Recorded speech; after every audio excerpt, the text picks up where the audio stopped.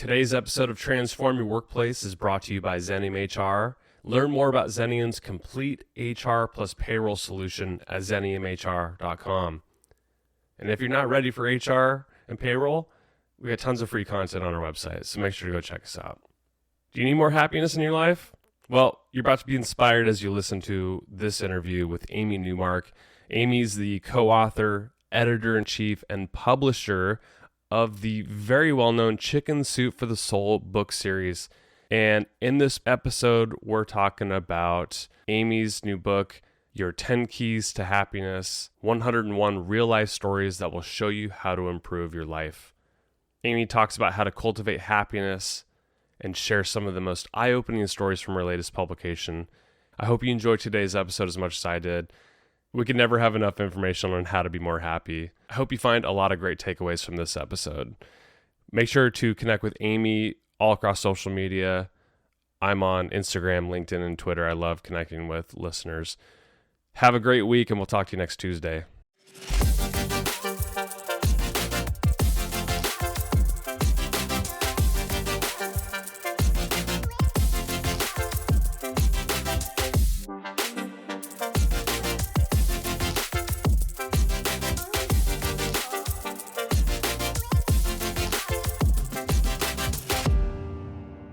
Amy, it's a pleasure to have you on Transform Your Workplace. Thanks for coming on the show. Oh, thanks for having me. Well, I'm excited to talk about your new book. It's called Chicken Soup for the Soul, Your 10 Keys to Happiness, 101 real-life stories that will show you how to improve your life. So for those that don't know what Chicken Soup of the Soul is, it's been around for a long time. Tell listeners about that series.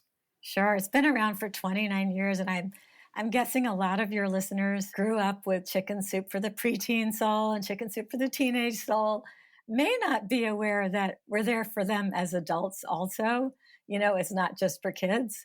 In fact, the vast majority of our books are for adults, and not just for your grandmother. They're for adults of all ages.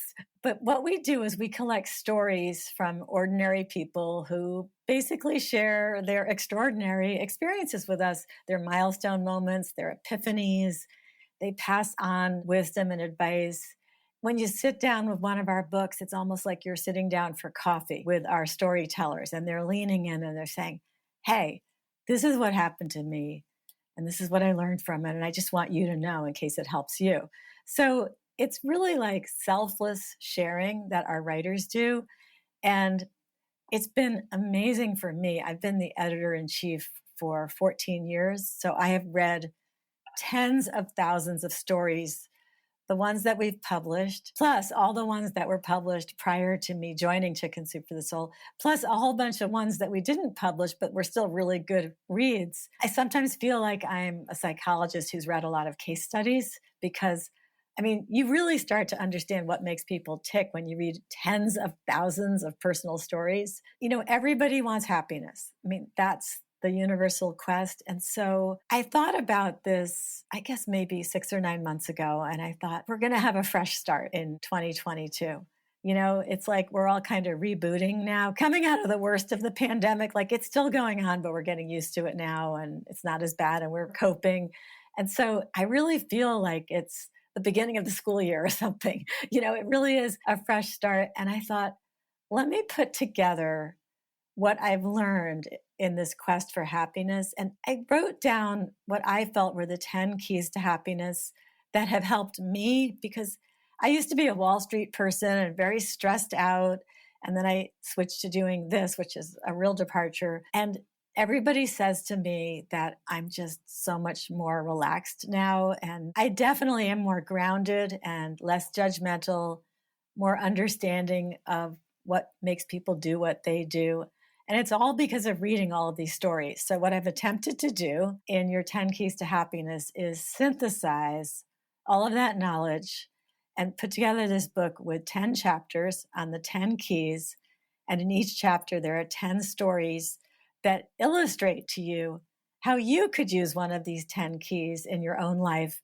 And the cool thing is that you can change your life just by implementing one of these keys to happiness. You don't have to do 5 of them or all 10 of them. One will be enough. And before we dive into this, I'm very curious how you collect all of these stories when you've had, I mean, you're talking about hundreds of books, right, over the course of the Chicken Soup for the Soul series. So how does that submission process happen? And then are you reading personally all of the stories? I read all of the semifinalists, but that's only about 300 stories, and we get thousands of stories submitted for each book. So I have a whole team of readers who have been with us for years who know what makes for a good Chicken Soup for the Soul story. And the way it works is that on our website, chickensoup.com, you can click on submit your story, and then you'll see the different topics that we're working on right now. And there are writing guidelines that I wrote to show you how you create good narrative nonfiction.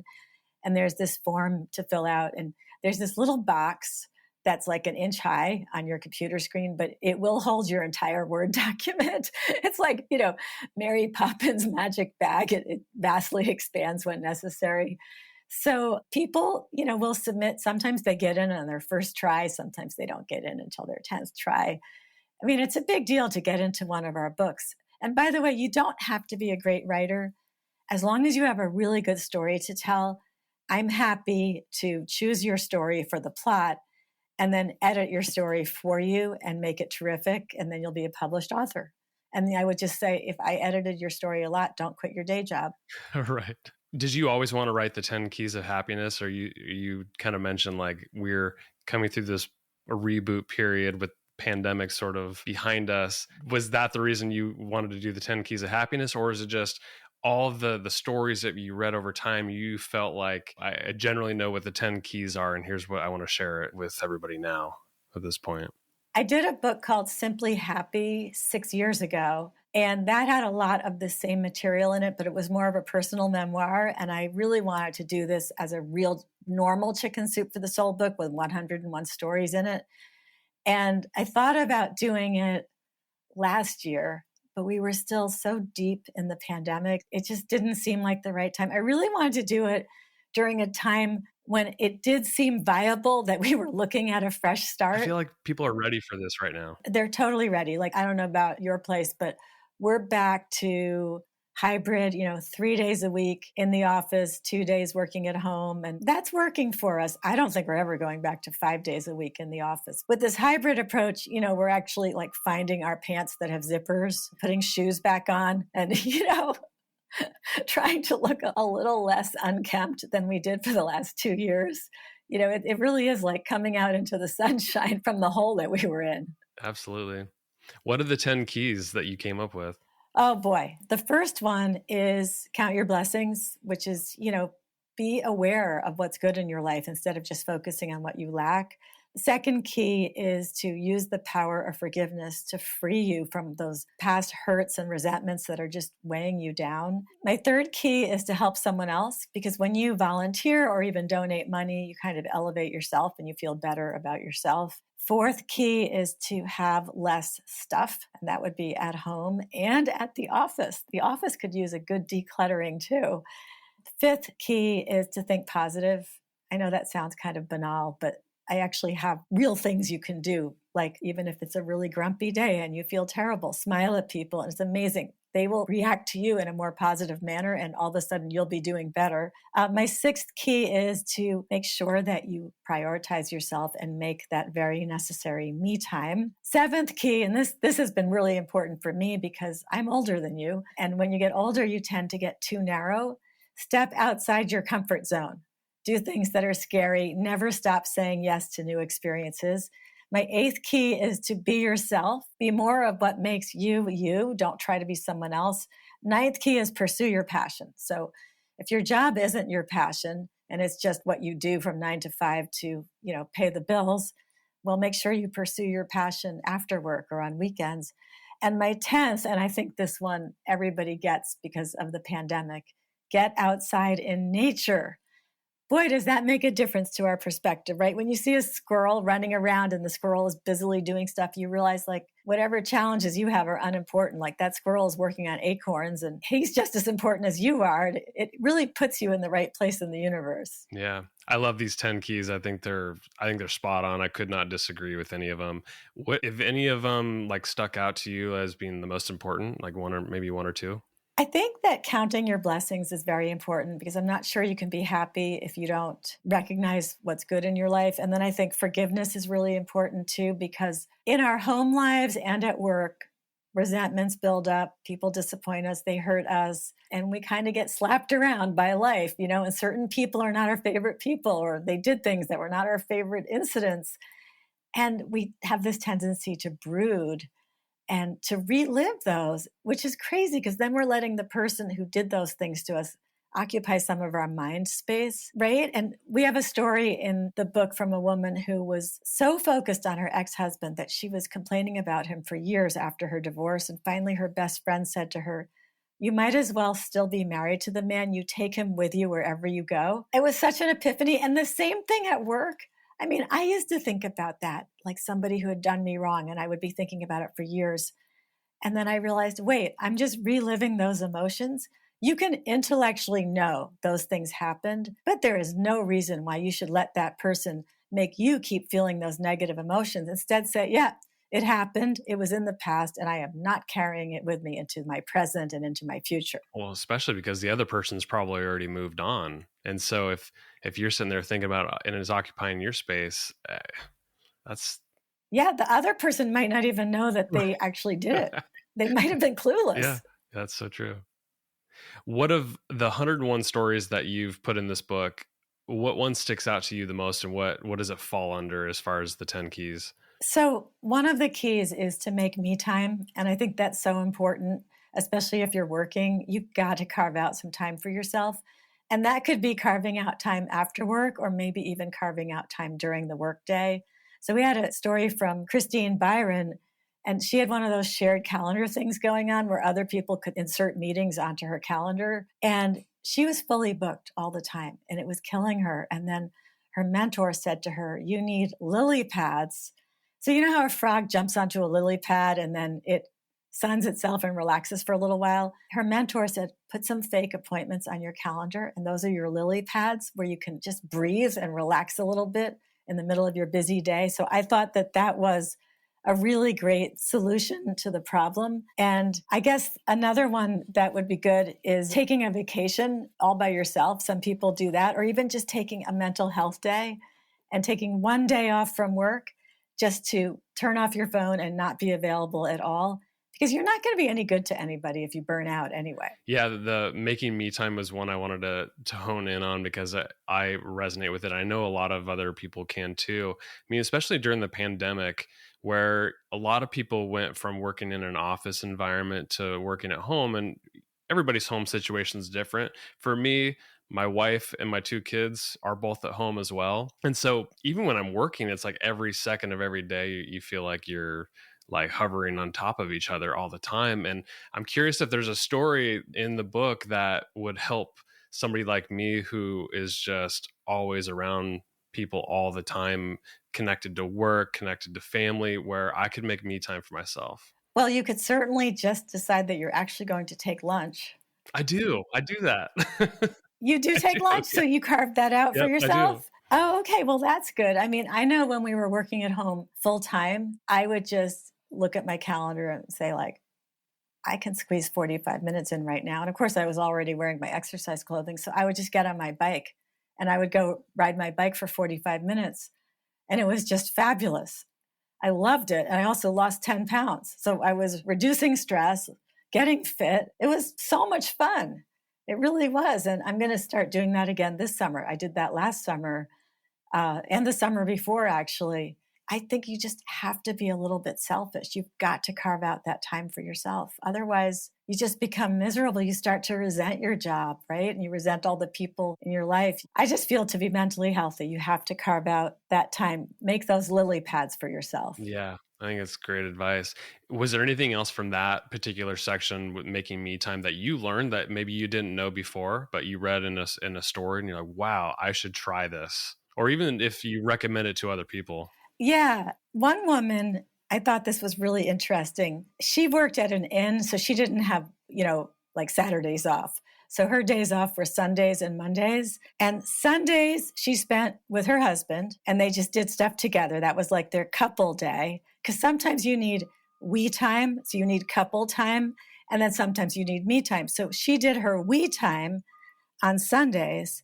And then Mondays were her me time, where she would do anything she wanted. If she wanted to read in her pajamas all day, she would do that. If she wanted to go shopping, she would do that. If she wanted to go to a museum, she would do that. She just wouldn't let work interfere with that day. So I know it's hard to do that, but I do it now for myself. Like now that we're back in the office and we have, more regular hours, I've told my entire team, nobody's working on weekends. We're just not going to. And I keep thinking, I should go to my computer, do that project. It would only take an hour. And then I say, no, it has to wait until Monday. And it's really effective. Yeah, the separation is really important. I think it's good. I think it's good that you encourage your team to do that. And of course, if you're leading a team of people, it's important that you practice that as well. So because they're always watching, right? They're seeing what you're doing as well. And they're going to probably copy what you're doing. Yeah. My policy now is no weekend work. No reason to. And we work so efficiently during the week. That's enough. That's great. One of the keys that I wanted to hone in on was having less stuff. In this environment, it's hard to get away from because, the American dream, most of our audience is in the United States. So, we're always looking to grow, have more stuff. And there's a couple stories that I think illustrate the having less stuff. The story about the right dream. Can you share what that story is about and how that fits into this? Sure. Yeah. So Pam Free, she and her husband were really successful. They worked really hard and they had a fancy house and fancy possessions, but they were working all of the time to make the money to have the fancy house and all the material possessions. And they didn't really have anything else in their lives except work. And then their company failed. So they both lost their jobs and they lost the house. They lost a lot of their possessions. They basically had to start over with nothing. Their credit rating was ruined. So now they pay cash for everything. They own a much smaller home outright. They own way fewer possessions, but they have no debt. They are so much happier than when they were basically in the rat race to have the fancy house and the fancy possessions. I mean, I have read thousands of stories from people who lost everything and were so much happier after they lost everything. I think that possessions just weigh you down. They're just, my husband and I moved in December and we culled and culled and culled from the old house. Even though we were moving into a larger house, we still culled. We were trying to move to the new house, which was twice as big as the old house with half the possessions. Really? So it was pretty empty. Yeah. Yeah, we were really trying. And because ironically, we have much smaller closets in our new house than we had in our old house. And now in our new house, he and I are both still getting rid of so much stuff. I have a whole car full of clothing now that we're still getting rid of. We may have nothing left to wear if we keep up like this. We're just getting rid of everything, but it feels so great to have less stuff. And we had a guy, John Buentello, wrote a story called The Liberation of Liquidation. And so this couple moved from a full house to a one-bedroom apartment. And so they were going to put all kinds of stuff in storage. And then they realized, well, that's stupid. We're never going to use it. Everybody who puts stuff in storage later says that was a really big waste of money and time because the stuff comes out of storage and they look at it and say, I didn't even remember I had that. But anyway, they took everything that was slated to go into storage and they got rid of it and moved into this little one-bedroom apartment. They were so happy, so excited about having less stuff. And I think it holds true for the work environment also. Like I came back into my office after not being here for 2 years and I threw away pail after pail after pail of garbage. I threw away so much stuff because all of a sudden I had religion and I had to cull everything in my workplace as well. And we've been doing that in this big storage closet that we have here. We're throwing away as much as we can get away with in our office building. Smart. Since we're talking about the workplace a little bit, I think free yourself of forgiveness is one of the 10 keys. Is there any stories that illustrate forgiveness in the workplace, or even if you have any tips for people about how to be happier with respect to forgiveness? Yeah, I think that the key when you're dealing with somebody who wrongs you, insults you, disappoints you in some way, is to just look through and see, okay, why is the person acting that way? And usually you'll see that that person is very insecure or has some other issues of their own. And then you have to do this kind of superiority thing, like, oh, I'm glad I'm not that person. I'm glad I'm not that insecure. I mean, that's okay though, because it works. It works if you actually say to yourself, I'm so glad that I'm me. And that's what I've done. I mean, I remember one time being in a conference room. I was in my early 30s and I was working as an investment banker, and the head of trading at this brokerage firm started screaming at me with like 50 traders, all men, in this conference room because this stock that I had done investment banking for had gone down, which had nothing to do with me, the fact that the stock had gone down. And he's just screaming at me. And I just looked at him and basically disassociated from the experience and just thought, wow, I'm so glad I'm not that guy.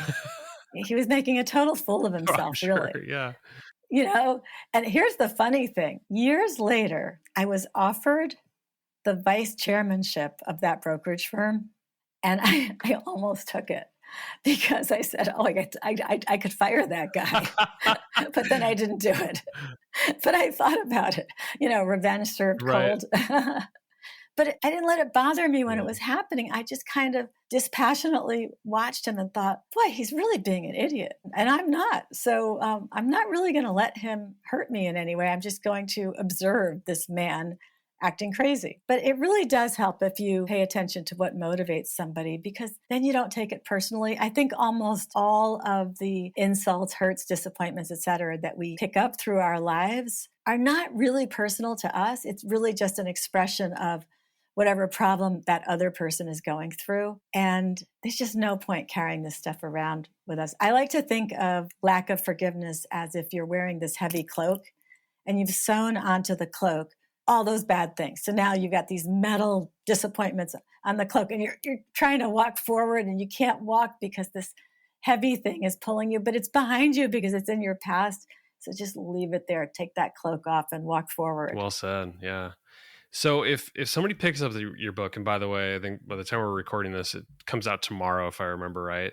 How should somebody read this book and then even take some of the stories and apply it to their life? So I picked stories that I thought were very relatable. So I'm sure you're going to find stories that will work for you. Everybody should find stories that will work for them. Some people like to read our books one story a day, for 101 days. Just read one, kind of digest it, go to bed thinking about it, and then read another one the next day. Some people say, no, I kind of read your book like I eat potato chips. I just go right through, and they're like, I finished it at 3 a.m. It was great.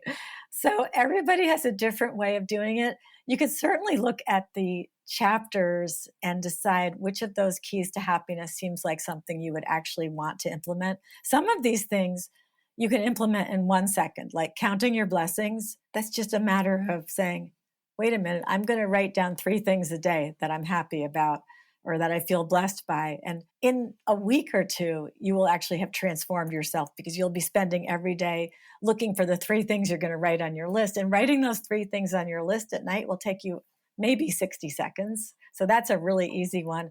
The forgiveness one is really easy because you can decide in 1 second to put that thing in the past and stop carrying it around with you.